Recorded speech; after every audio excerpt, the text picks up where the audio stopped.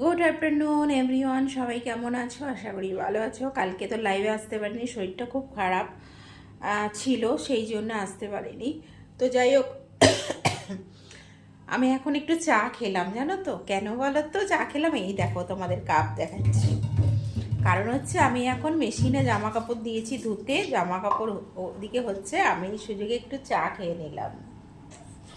কারা কারা চা পছন্দ করো? চা খেয়ে নিলাম। আর আজকে দুপুরবেলা লাইভে আসছি 2:30 থেকে 3টের মধ্যে, সবাই ফলো রেখো। আসছি দুপুরবেলা।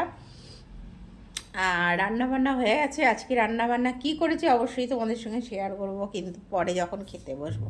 তো চলো, কি খবর বলো? আর বাইরের ওয়েদারটা বেশ ঠান্ডা ঠান্ডা, আজকে বেশ সুন্দর, খুব সুন্দর আজকের ওয়েদারটা, খুব ভালো, জানো তো।